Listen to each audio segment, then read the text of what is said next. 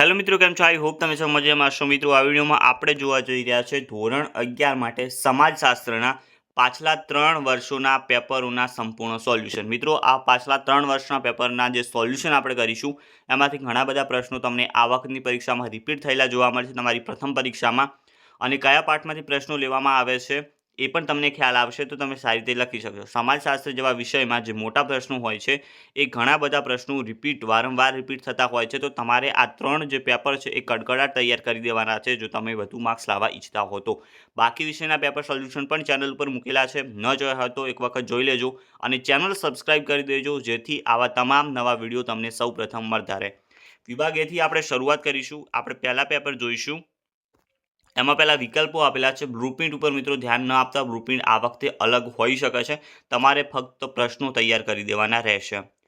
પહેલા તો વિકલ્પ છે સમાજના અભ્યાસની પરંપરા કોના લખાણથી શરૂ થઈ છે? તો પ્લેટો અને એરિસ્ટોટલ.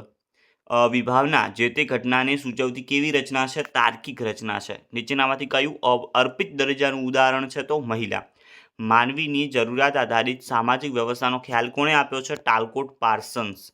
સામાજિક આંતરક્રિયા દ્વારા શું ઉદ્ભવે છે? તો સામાજિક સંબંધો ઉદ્ભવે છે. એની નીચે વિભાગ બી, જેમાં 1 માર્ક્સના પ્રશ્નો પૂછાતા હોય છે. ભારતમાં સમાજશાસ્ત્ર સૌપ્રથમ કઈ યુનિવર્સિટીમાં શરૂ થયું? મુંબઈ યુનિવર્સિટી. પ્રાપ્ત દરજ્જો એટલે શું? તો વ્યક્તિ પસંદગી, ઈચ્છા, આવડત, શિક્ષણ અને તાલીમ દ્વારા સમાજમાં જે સ્થાન મેળવે છે એ પ્રાપ્ત દરજ્જો છે. સ્વાભાવિક ક્રમમાં ચાલતા વર્તન વ્યવહારમાંથી કયા ધોરણો ઉદ્ભવે છે? તો એ આવશે લોકરીતિ, રિવાજ, રૂઢિ અને પરંપરા જેવા ધોરણો ઉદ્ભવે છે. સામાજિક વ્યવસ્થાના કેટલા પાસા છે? કયા કયા? તો 4 છે. ઉપજૂથો, ભૂમિકાઓ, સામાજિક ધોરણો અને સાંસ્કૃતિક મૂલ્યો. ધ્યેય એટલે શું? જે વર્તમાનમાં અસ્તિત્વ ન ધરાવતી હોય પણ ભવિષ્યમાં અસ્તિત્વ ધરાવે એવી કલ્પના અથવા તો પરિસ્થિતિ જેને ધ્યેય કહેવામાં આવે છે. એની નીચે તમે જોઈ શકો છો વિભાગ સી અહીંયા આપેલો છે, જેમાં પહેલા તો 2 માર્ક્સના પ્રશ્નો છે. સમાજની વ્યાખ્યા આપવાની છે. પાઠ નંબર 1. સમાજશાસ્ત્રમાં મૂળભૂત ખ્યાલો કયા કયા છે? પાઠ નંબર 2. સામાજિક ધોરણોના મુખ્ય લક્ષણો પાઠ નંબર 2માં મળી જશે. આ તમામ પ્રશ્નો તમારે તૈયાર કરવાના છે. સામાજિક વ્યવસ્થાનો અર્થ પાઠ નંબર 3. સામાજિકરણ કઈ રીતે સામાજિક સંતુલન સાધે છે? પાઠ નંબર 3. માનવીની મૂળભૂત જરૂરિયાતો સંતોષવા કયા રચનાતંત્રો અસ્તિત્વમાં છે? પાઠ નંબર 3માં તમને મળી જશે. એના પછી વિભાગ ડી તમે જોઈ શકો છો, જે 3 માર્ક્સના પ્રશ્નો અહીંયા આપેલા છે. ભારતમાં સમાજશાસ્ત્રના વિકાસ ટૂંક નોંધ લખવાની છે. એના વિશેની માનવ સમાજ અને માનવેતર સમાજ વચ્ચેનો સંબંધ, સમાજમાં કઈ રીતે સામાજિક સંબંધો સ્થપાય છે, સામાજિક આંતરક્રિયા સ્વરૂપે સંઘર્ષ તમારે સમજાવવાનું છે, સામાજિક નિયંત્રણ માનવીનું ઘડતર નિયંત્રણ કેવી રીતે કરે છે, અને કાલ માર્ક્સ વિશે ટૂંક નોંધ લખવાની છે.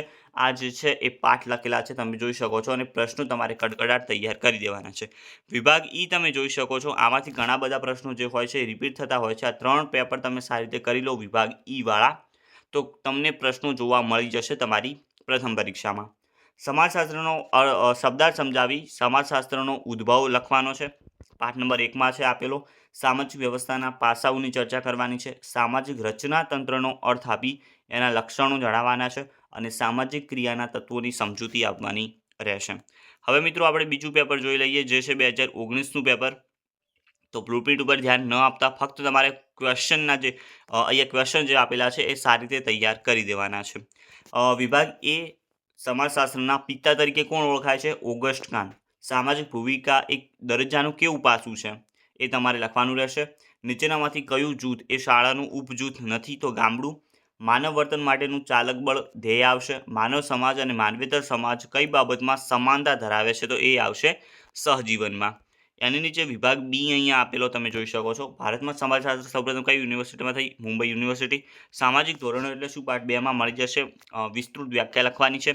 સામાજિક વ્યવસ્થાની વ્યાખ્યા આપવાની છે. તો એકબીજા સાથે કાર્યાત્મક સંબંધમાં રહેલા ભાગો દ્વારા બનેલ જટિલ સંકુલ એટલે સામાજિક વ્યવસ્થા. સામાજિક પરિવર્તનના સ્વરૂપ પાઠ નંબર 4માં તમને મળી જશે. જ્ઞાનેન્દ્રિયો કેટલી છે અને કઈ છે? તો 5 છે. આંખ, કાન, નાક, જીભ અને ચામડી. વિભાગ સી તમે અહીંયા જોઈ શકો છો. 2 માર્ક્સનો ક્વેશ્ચન આપેલા છે. સામાજિક ભૂમિકા વિશે સંક્ષિપ્તમાં જણાવવાનું રહેશે. સમાજશાસ્ત્રની વિવિધ શાખાઓ જણાવવાની છે. સમાજશાસ્ત્રનો શાબ્દિક પરિચય આપવાનો છે. સામાજિક રચનાતંત્રનો અર્થ આપી એના લક્ષણો જણાવવાના છે. સમુદાયના મુખ્ય લક્ષણો જણાવવાના છે. માનવીની મૂળભૂત જરૂરિયાતો સંતોષવા માટે કયા રચનાતંત્રો અસ્તિત્વમાં છે એ તમારે લખવાનું છે. વિભાગ ડી અહીંયા 3 માર્ક્સના ક્વેશ્ચન આપેલા છે. સામાજિક દરજ્જાના પ્રકારો સ્પષ્ટ કરવાના છે. ઓગસ્ટ ક્રાંતિની ટૂંક નોંધ છે. સામાજિક આંતરક્રિયાના લક્ષણો વિશે નોંધ લખવાની છે. સમુદાય અને મંડળ વચ્ચેનો તફાવત, સમાજના લક્ષણો વિશે મુદ્દાસર નોંધ તૈયાર કરવાની છે. અને 20મો પ્રશ્ન છે સામાજિક આંતરક્રિયાના સ્વરૂપ તરીકે સંઘર્ષના પ્રકારો વિશે નોંધ લખવાની છે. મિત્રો, આ તમામ પ્રશ્નો સારી રીતે તૈયાર જો તમે 3 પેપરના કરી લેશો, એક એક પ્રશ્ન જો તૈયાર કરશો તો તમને ઘણા બધા પ્રશ્નો રિપીટ થયેલા આ વખતની પરીક્ષામાં જોવા મળશે. તો પ્રશ્નો તૈયાર કરવાના રહેશે. વિભાગ ઈ તમે જોઈ શકો છો 5 માર્ક્સના પ્રશ્નો. એજીઆઈએલ મોડેલ વિશે તમારે સમજાવવાનું છે. સામાજિક પરિવર્તનના લક્ષણો વિશે વિસ્તૃત વર્ણન કરવાનું છે. સામાજિક ગતિશીલતાના પ્રકારો વિશે વિસ્તૃત સમજૂતી આપવાની છે. અને ભારતીય સમાજશાસ્ત્રીઓ જણાવે ભારતમાં થયેલો સમાજશાસ્ત્રનો વિકાસ લખવાનો છે. અહીંયા તમે પાઠના નામ બધા જોઈ શકો છો. એ પાઠમાં તમને મળી જશે, તો તૈયાર કરવાના રહેશે.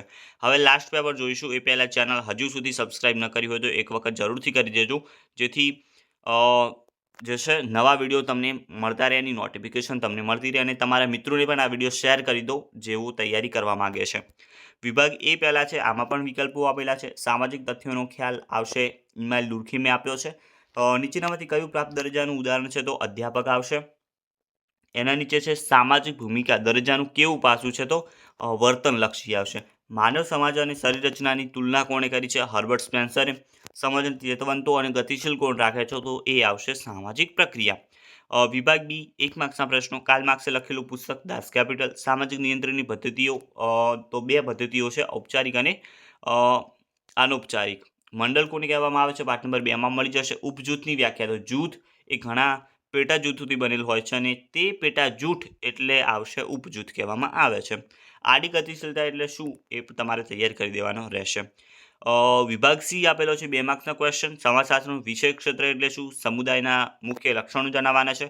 કઈ બાબતો માનવ સમાજને માનવેતર સમાજથી અલગ પાડે છે? સામાજિક રચનાતંત્રની વ્યાખ્યા આપવાની છે. માનવીની મૂળભૂત જરૂરિયાતો સંતોષવા કયા રચનાતંત્રો અસ્તિત્વમાં છે? પાઠ નંબર 3. એજીઆઈએલ મોડેલમાં પાર્સલે સામાજિક રચનાતંત્રની કઈ 4 કાર્યાત્મક જરૂરિયાત દર્શાવી છે? વિભાગ ડી તમે જોઈ શકો છો. એ આપેલ છે ટૂંક નોંધ આવશે.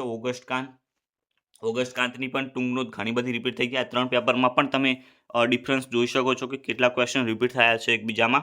ભારતની જ્ઞાતિ વ્યવસ્થા અંગે નોંધ લખવાની છે. સમાજમાં કઈ રીતે સામાજિક સંબંધો સ્થપાય છે? સામાજિક આંતરક્રિયાના સ્વરૂપ તરીકે સ્પર્ધા સમજાવવાની રહેશે. સામાજિક ગતિશીલતાના લક્ષણો સમજાવવાના છે. સામાજિક પરિવર્તનનું સ્વરૂપ. છેલ્લે વિભાગ ઈ આપેલો છે, જે મોટા પ્રશ્નો છે, જે તૈયાર સારી રીતે કરવાના છે. સમાજશાસ્ત્રનું વિષય વસ્તુ સમજાવવાનું છે. સામાજિક વ્યવસ્થાનો અર્થ આપી એના લક્ષણો સમજાવવાના છે. સામાજિક રચનાતંત્રનો અર્થ આપી એના લક્ષણો સમજાવવાના છે. અને સામાજિક પરિવર્તનના લક્ષણો તમારે જણાવવાના રહેશે. તો મિત્રો, આ હતા સમાજશાસ્ત્રના પાછલા 3 વર્ષોના પેપરનું સોલ્યુશન. જો આમાંથી એક ક્વેશ્ચન સારી રીતે તમે તૈયાર કરો છો, 3 પેપર તૈયાર કરો છો, તો તમને ઘણી બધી મદદ આ વખતની 2025ની એક્ઝામમાં મળવાની છે. પરંતુ એના માટે તમારે સારી રીતે પ્રશ્નો તૈયાર કરવાના રહેશે. બીજા વિષયના પણ આ જ રીતે આપણે વિડીયોઝ ચેનલ ઉપર મૂકેલા છે. એક વખત ડિસ્ક્રિપ્શનમાં જોઈ લો, ત્યાં વિડીયો મળી જશે, અથવા તો ચેનલ ઉપર જઈને તમે જોઈ શકો છો. મળીશું નવા વિડીયોમાં. ત્યાં સુધી ગુડ બાય.